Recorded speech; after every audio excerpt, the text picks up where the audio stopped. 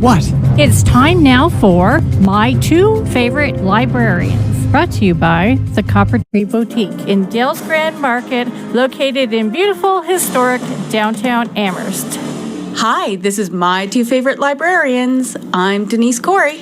I'm Chantel Taylor, and today we're talking about cookbooks. Primarily, you're talking about cookbooks. Yes. I can make the joke again. That's fine. Where I don't read cookbooks, but I'm very good at ordering pizza, which you pointed out that is the joke that I made the last time we talked about cookbooks. Every time we talk about cookbooks. I like to throw cookbooks in because it makes you so very happy. Well, and it is something that we collect, and I know for me, I can't afford to buy cookbooks anymore. When I was younger, I bought cookbooks all the time.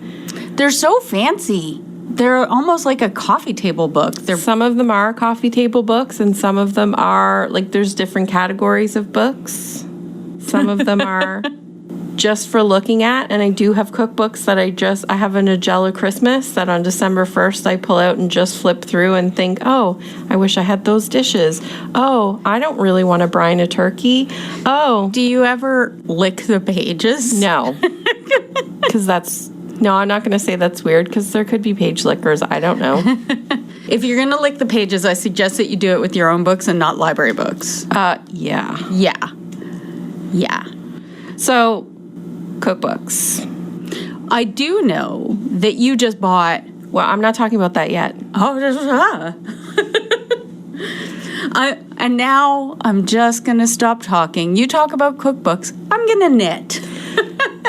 So, this year, 2020, was supposed to be the year where I read more cookbooks. When I was getting prepped for this episode, I was searching for stuff and I had a TBR 2020 and I was like, oh, that never happened.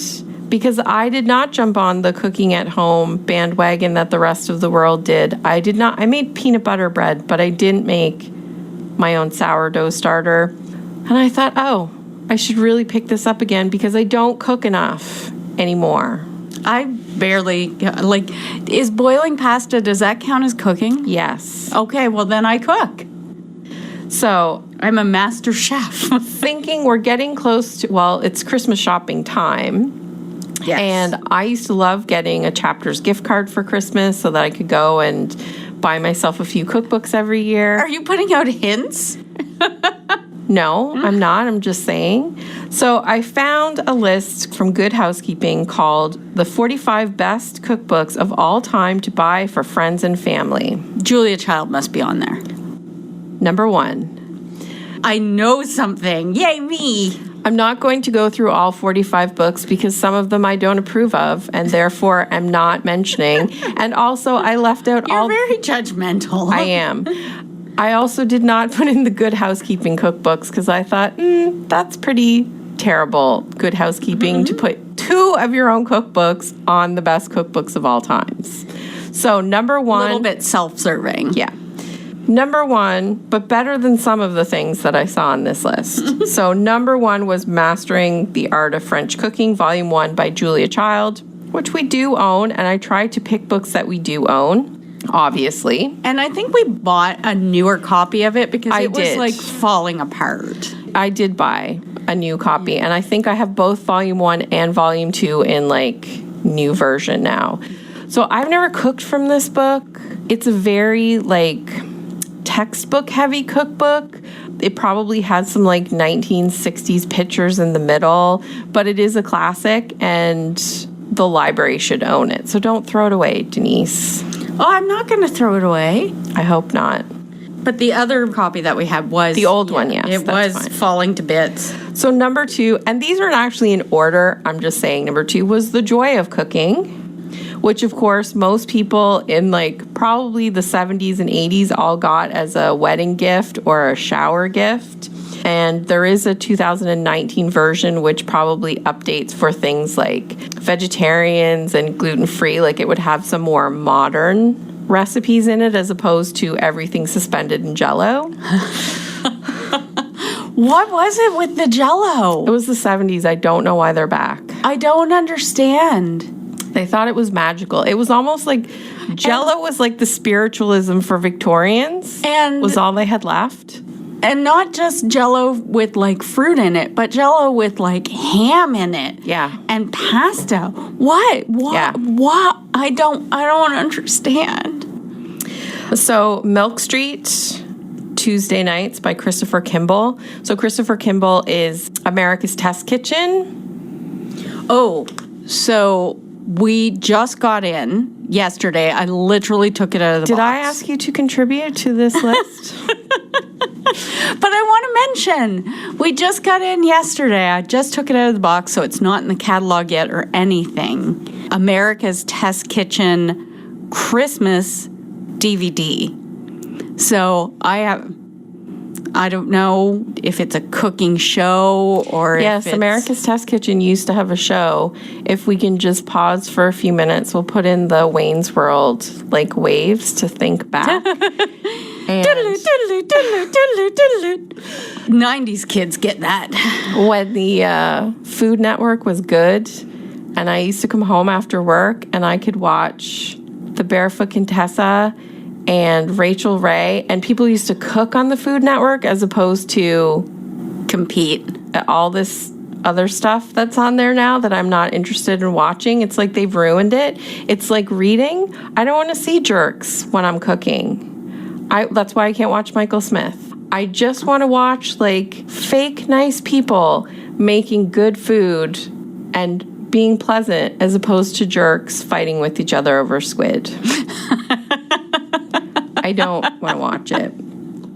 So I want to watch jerks fighting with each other over squid, and I don't even like cooking shows. I just think that sounds like an amazing show. I'm pretty sure it happens.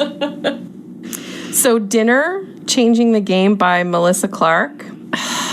One of my issues with speaking of the 70s, one of my issues with new cookbooks right now is that all publishing seems to be, and it's not just cookbooks, it's children's picture books.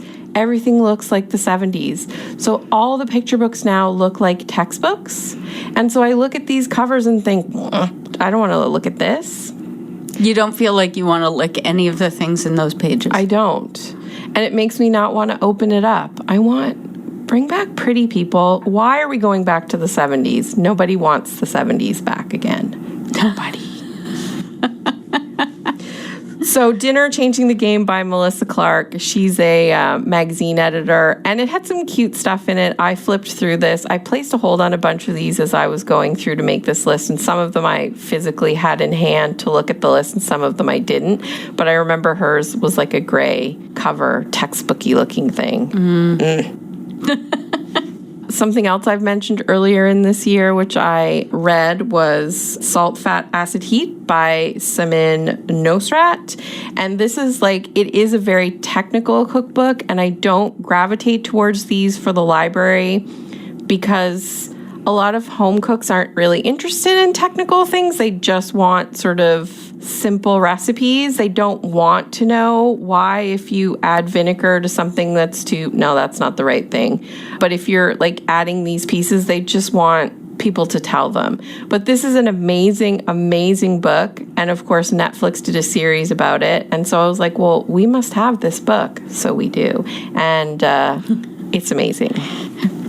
So we do. We do. How to Cook Everything by Mark Bittman. So we have quite a few Mark Bittmans, and he's got a whole series how to cook everything baking, how to cook everything holidays. And I have played with the idea of picking that book up and learning how to cook something. And then I realized, I do not care. But you know what you could do? I'll skip ahead on my list to Food 52. They have a cookbook called Genius Food. So Food 52 is a website. It's I think an online magazine blog kind of thing. I've never actually looked at Food 52.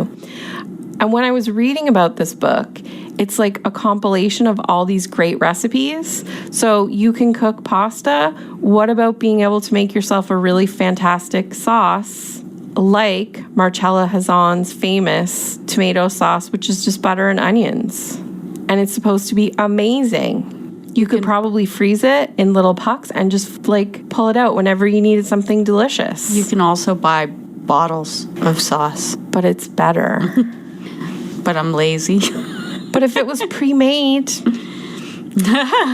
You're just like fighting against the tide. All right, it's time for some baking content. Excellent. So, Dory's Cookies by Dory Greenspan.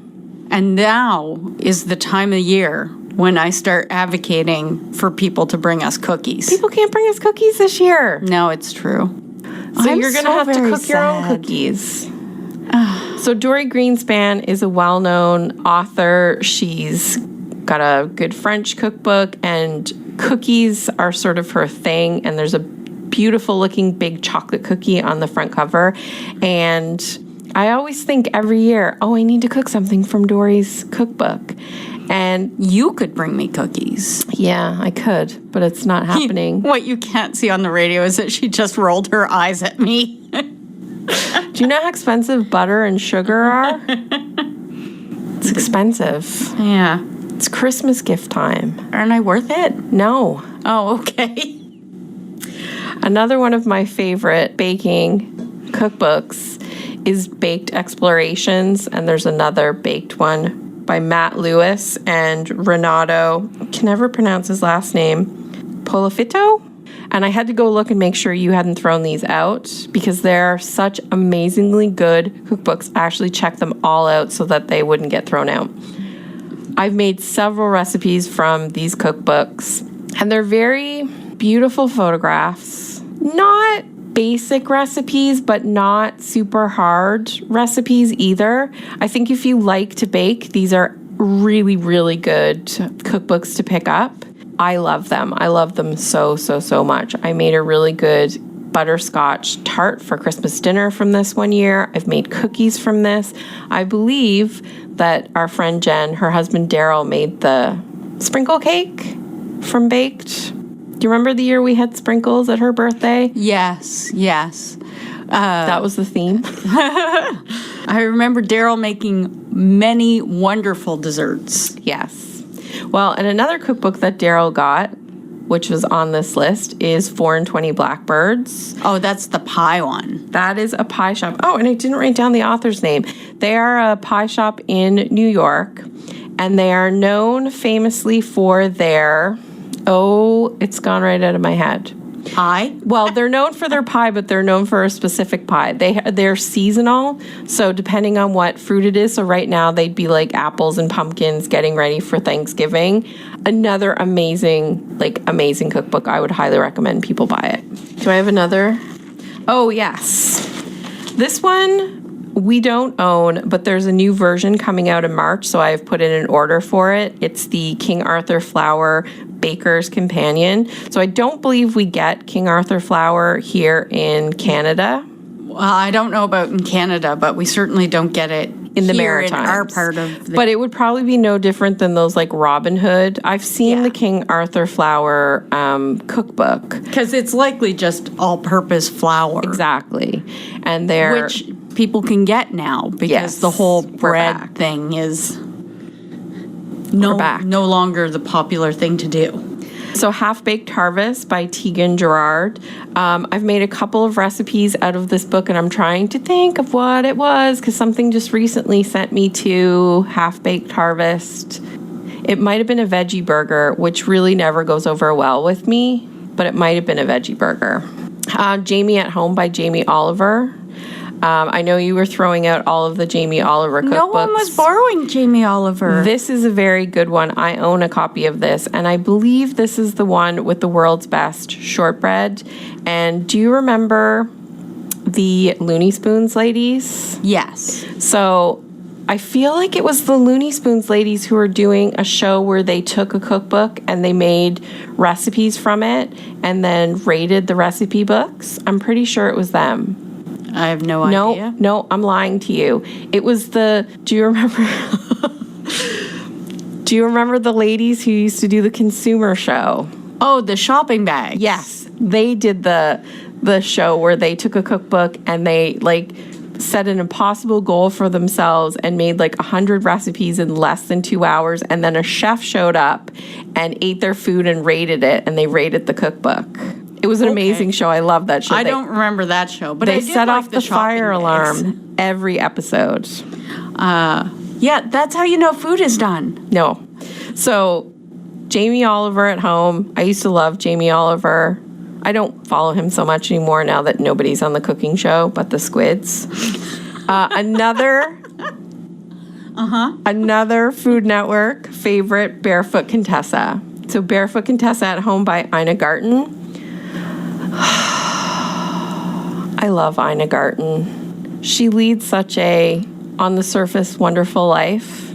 I want to be adopted by Ina Garten. I want to live in the Hamptons and have just a house for doing my cooking show in that's nicer than any house I've ever seen in my life. Have you seen, so Rachel Ray has been filming her stuff at home. Yes. And her cameraman / producer is now her husband. And she's been married for 100 years. Yeah, but she used to have like a studio and a professional crew, and now she has her husband because, of course, they're still locked down. So he just keeps stepping in and like asking her questions about why it's taking her 2 hours to tenderize meat, and like, oh, the last time she made this recipe, she burned her thumb, and like missing the shots where she lifts the lid off to show, and she's like, you just missed the big They were showing outtakes from it on one of the late night talk shows, and it was just hilarious to me because she's just like, why are you making a mess? Why are you in my way? Sorry. They weren't fighting over squid. I miss Rachel Ray. 30-minute meals. I sometimes went to the store after 30-minute meals and got food to make whatever she'd made on the show that day. Did it take you 30 minutes? Oh, it never does. It's all lies. Dining In, Highly Cookable Recipes by Alison Roman. I'm on the fence about this book. I don't like her personally. She created a bit of controversy by being a jerk. And well, it's not like you know her. No, I don't know her, but I don't like her. And I actually, before she created her controversy by kind of being a racist, I had listened to an interview with her and I was homesick and I thought, I really don't like her. And I thought, maybe it's the cold medication. But no, it wasn't. It was her. Does cold medication make you meaner? No, but it makes my brain like slow and foggy. Ah, okay. And because it's not a bad cookbook, as someone who likes to dine in, it has a good bunch of recipes, and apparently the millennials love her. She writes for the New York Times, I think. I think she's been fired, though. And this is a new list. This was an October 2020 list. This is not an old list. But to give props to the person she threw shade at, Chrissy Teigen is also on the list with her Cravings cookbook. And so I'm going to talk more about Chrissy Teigen because I love her. And Chrissy Teigen is a very Marmite personality. You either love her or you hate her. I've never heard that expression. I think it's a British term. Yeah. I have tried Marmite, though, and it's gross. I thought it was okay. I had a sandwich. Understand. If you follow Chrissy Teigen on social media, she's back and cooking on social media. They do a lot of food stuff, and I'm all about people showing me what they're having for dinner. I love that. I love seeing people like make things that I can never possibly make. Her mom lives with them, and her mom's like an amazing cook as well. So her mom has her own little show now. Love Chrissy Teigen. We own both of her cookbooks, Cravings and More Cravings, and I believe she's working on a third cookbook. I made you her tortellini salad this summer, and you loved it. I do not remember. When was that? It was barbecue at Stephanie's, tortellini, lettuce, tomato, red wine vinegar. Yeah. That was good. It was delicious. And you couldn't even eat the best parts, the olives and the salami. Olives. I just don't like olives. So a personal favorite, which really started me on my road to being a cook, because I was not the cook when I was a kid. I didn't want anything to do with cooking. I hated it. And of course, when I moved out on my own, when there's no one to cook for you, you've got to like somehow learn to survive. Some of us got married. Some of us just learned to cook. So they've reprinted this book. And so I've ordered a copy for us for the library, and it's called Home Cooking by Lori Cowan. So Lori Cowan was, I believe she was a magazine writer, and she wrote this really wonderful book about her cooking journey at home. She died of cancer, I think, in the early 90s. And so she was just kind of like, I don't know if becoming famous is really what she wanted, but people were just kind of finding her writing, and then she was gone. And I just remember reading this book, and in my early 20s, I was like, ooh, I can make French bread. I can roast a chicken. Like, it gave me sort of the excitement to want to do it, to like make my own pie crust, because I had no desire to do all that stuff. I still have no desire. I would rather just have somebody else cook. I'll do dishes. I hate doing dishes, but I'll do them. So a couple of new cookbooks that are on this list that I have just ordered for the library is Dessert Person by Claire. I think you pronounce her name Sarfit, I think. I'm not sure. She's from Bon Appetit, and Claire is the one who does like the gourmet makes. Okay, so I don't like to watch cooking shows, but I have watched those Bon Appetit ones because they're insane. Because they're like, let's make Pop-Tarts from scratch as gourmet food. They're insane. And it takes them like days. Yeah. And I don't want to make any of those things, but I really enjoy watching Claire figure out how to like keep the pizza rolls puffed by having to insert a piece of metal into the pastry and fry it so that the air can get away without, like, it's just amazing. I love those. Yeah, it's so much work to replicate some like random boxed food. Yes. And my last cookbook I'm going to talk about is called East, 120 vegan vegetarian recipes from Bangalore to Beijing. And while I was looking through lists of cookbooks that I should buy to see what other people were like, oh, this is your must-buy cookbooks for fall 2020, because we haven't really bought any cookbooks this year, this was on a lot of people's lists. It's by Mira Sada. And it looks amazing, amazing, amazing. So that is on its way. And I should mention, too, we have a ton of cookbooks of all kinds. Like, we have things that you're never going to mention, like paleo and keto and... It's paleo. Whatevs. You don't want people to be confused. They'll think there's, like, a new way of eating. Yeah, of course we do. We have all kinds of stuff. I don't order the cookbooks, though. Chantel orders them because... And I ordered a mixture of things. Here's one I think you'll like. I thought of you when I saw it. It's called Big Macs and Burgundy, Wine Pairings for the Real World. That was one of my great disappointments of being in France. I really wanted to go into McDonald's and order wine with my chicken McNuggets. But the one time that we went to look at it, there was a big lineup, and I was like, it's not worth it. So what are you reading? Nothing. Oh. Actually, do you know what? I just went in and I was talking to Adam about this cookbook session, and I think I've just picked up Let's Make Ramen, which I read earlier in the year. Yes. Which is by Hugh Amano, and it is a graphic novel about making ramen, and it's this amazing, like, visual cookbook. It is so, so, so good, and I highly recommend it. So I just finished last night Devolved. It's is this the massacre? It's a Max Brooks' newest book, and it's about Bigfoots or Big feet. I think the plural is actually Bigfoots. I think it is too. Sasquatches? Perhaps that's an easier way to Sasquatch-eye? Sasquatch-eye. So in this book, Kate and her partner Dan moved to this community called Green Loop. And it's like a super high-tech, eco, off-the-grid community. It's really small.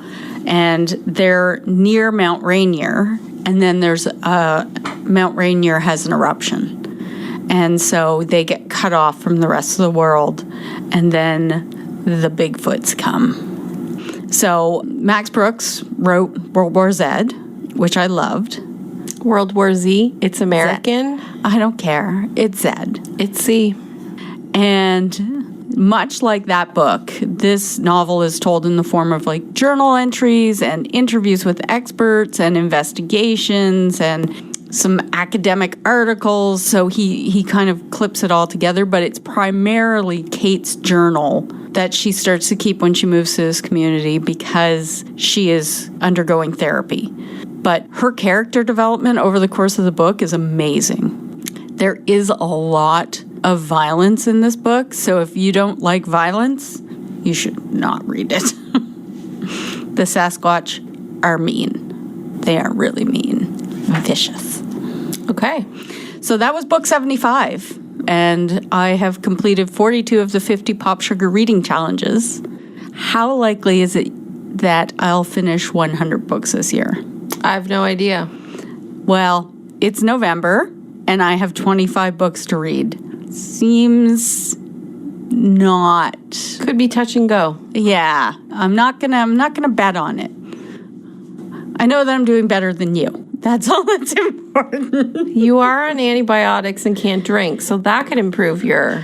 I am on antibiotics again. Oh my goodness. This is not a great year. What I do want to mention, though, is that we are doing take and make crafts, so you can come into the library and pick up a craft, bring it home, and make it. Julie is posting videos on our Facebook page about how to make those, and there are story times on there, and there are programs on there going back to May, so there's some good entertainment for the kids on our Facebook page. You can also follow us on Twitter and Instagram, and I strongly encourage you to go in and follow the My Two Favorite Librarians group page. Let us know what you want us to talk about. We're starting to make our list of topics for next year because it's November. I know. And next week we're going to talk about Remembrance Day. Remembrance Day. Bye. Bye. My Two Favorite Librarians, brought to you by the Copper Tree Boutique in Dales Grand Market, located in beautiful, historic downtown Amherst.